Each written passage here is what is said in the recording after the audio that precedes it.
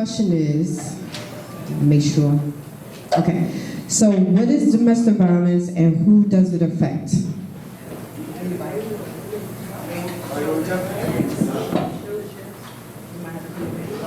The reason why I'm gonna jump at it is because domestic violence doesn't just affect the two people that are in the domestic violence situation. It affects the parents, the kids, friends, and even innocent bystanders.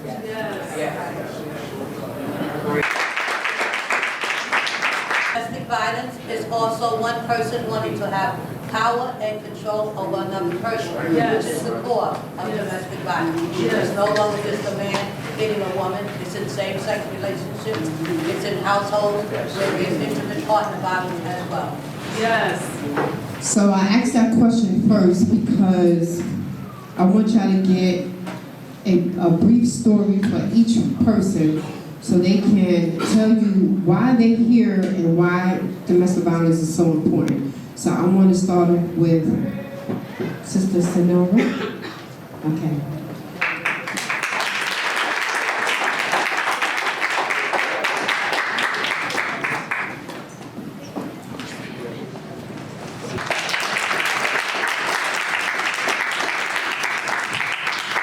So I'm going to tell you a little bit about my story as fast as I can. I remember the first time that I actually was faced with the domestic violence. I was sitting on a bench with my children's father, ex-husband, and the first thing he did in the midst of the conversation, because somebody had came and told him that I was somewhere doing something I had no business doing, he picked up his alcohol beverage and threw it in my face. And in my mind, I'm like, oh no, he did that because he loves me. He's just that upset because he loves me.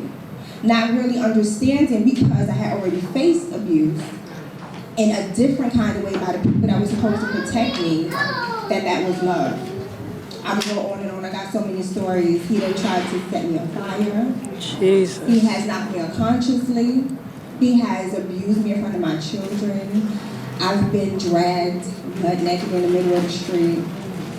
Financial abuse. It showed up in so many different ways. I tried to better myself, educate myself, try to pursue my high school education, but every time I tried to pursue that, he stopped me. People call me on the phone and say, well, you know, something's wrong with our child, whatever, which one, you got her to get home. By the time I get home, nothing's going on. My story, I just hope that my story can empower women to let you know that we do not have to succumb to our circumstances. We don't have to stay down, we can go up. And that's basically what I'm going to continue to keep doing. I strive, and I'm in a great place in my life. That right there shows how very important it is to have these type of events. Because I'm sure they say from every fourth woman gone through DV, I think almost everybody in here probably go through some type of domestic violence. Almost everybody. So I don't even know where they're getting their statistics from. Is it correct? Because it's not. Because in successful stories like this will get you inspired to say, you know what? If she could do it, I could too. So Asha? Okay. So since my sister Queen said Asha, I'm going to give her the mic.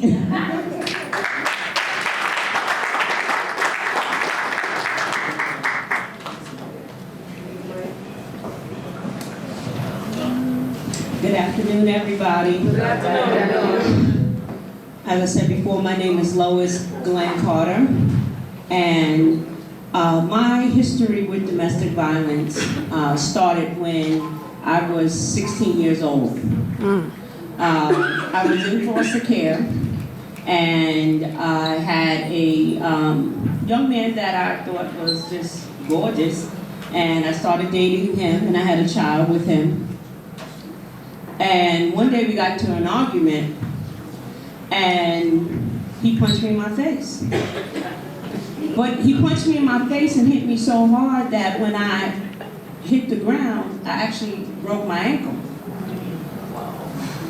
And I was at his family house, and they took me to the hospital the next day because I couldn't walk. But when I went back to my foster home, I told my foster mother I had failed. I didn't tell her that it was him who punched me. I said I failed. And he had a history in and of itself of why he was that way towards me. I didn't identify domestic violence as the issue at that point because I was so busy trying to love him and be with him and have, a family because I had my son with him. And so eventually he left me, which was a good thing. I was in the church, saved, sanctified, waiting for God to send me my Boaz. And lo and behold, I met a man. And his name was Reverend. And the Lord must be sending me a man. And so in that relationship with my now ex-husband, we went to Sunday school, and we went to Bible study, and we went to conventions and afternoon services, and when he preached across town over here, we were there, and everywhere else. But what I couldn't tell everybody is that 3 months into my marriage, he was physically abusive to me. So the devil is a liar. He's not going to destroy my family. But I didn't tell anybody that this is what I was experiencing at home. And so he was arrested when he hit me because I called the police. But then I bailed him out. And then it was our secret, something that I was not going to tell because what's the church people going to say? The preacher hitting his wife? We can't bring that kind of shame before God. We can't do that. And so he learned not to hit me anymore because he knew I would call the police. But it was the manipulation, control, financial abuse, emotional abuse that kept me in a relationship because I was trying to have other people see a picture of something that did not exist. Thank you. I'm here today. I'm not a person who deals with domestic violence. I'm not an abusive person, but my wife, she's a survivor of domestic violence. So I'm here speaking on her half and also what we do. I've been married now for 6 years, going on 6 years. Me and my brother right here, we did a song called Love Hurts for a friend of mine who was going through domestic violence. And back then, I really ain't know the situation, but I was raised by a strong, independent, single black mother who would not allow a man to put his hands on her. Because my father attempted to put his hands on my mother, and not to say, my mom, she's deceased now, but mom with dad ass. You know what I'm saying? Mom with dad ass, and that's what got me into martial arts. But like I said, the female friend of ours, she was going through something. She like, he loves me. I'm like, but come on, queen, you light skinned, but yeah, it's still you have a black eye. You light skinned, but yeah, it's still you have a busted lip. And you constantly telling me that this guy loves you. So me and my brother, we did a song called Love's Hurt. And I presented that song to her. Still ain't get through to her. She's like, you know what? Oh, come help me get my stuff. So me and Cole, me and my other brother got over. We went over to her house, moved all her stuff out. Me and my brother both is 3rd degree black. So we got her stuff out. Took her somewhere safe. The next day she went back to me. When my sister called me to say she wanted to leave, I'm thinking, okay, this is the boy who cried wolf. You know what I'm saying? Well, I'm gonna go over there, get into a big altercation. She's gonna go back to me. But I didn't go. And I got a call 3 o'clock in the morning that he killed her. Wow. So, that totally messed me up for like 3 years. I was like totally messed up after that.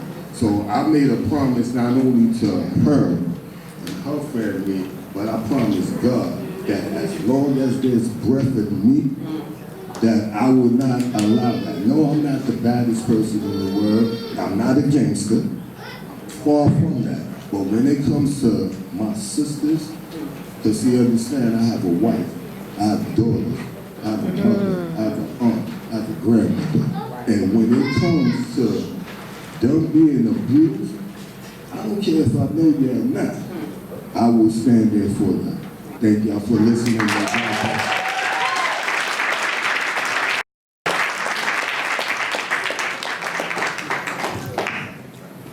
Wow, thank you. That was something to think about. I went back several times.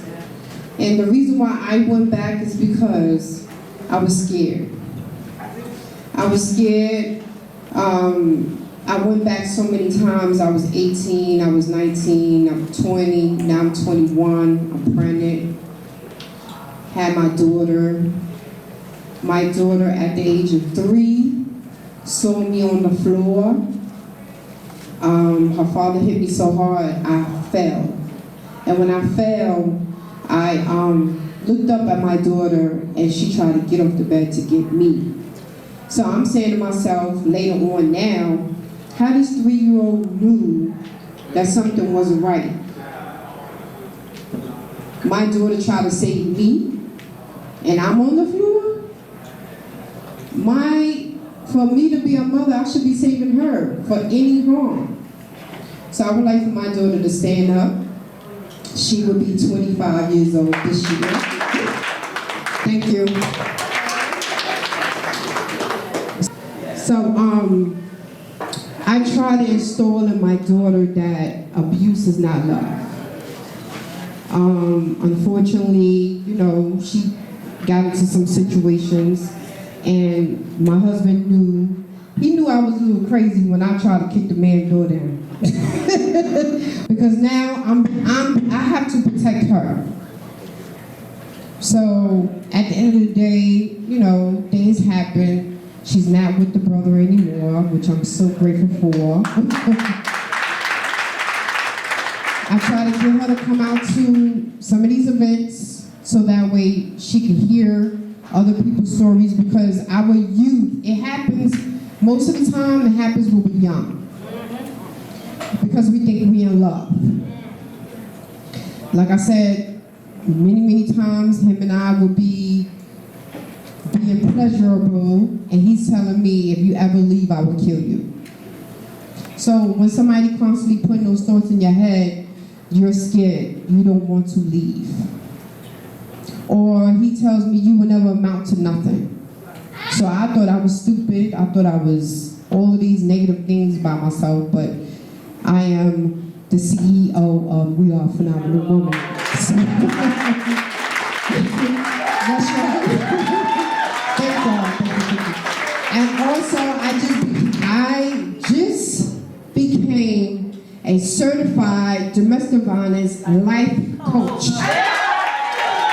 So I take what I do very serious, very serious. So.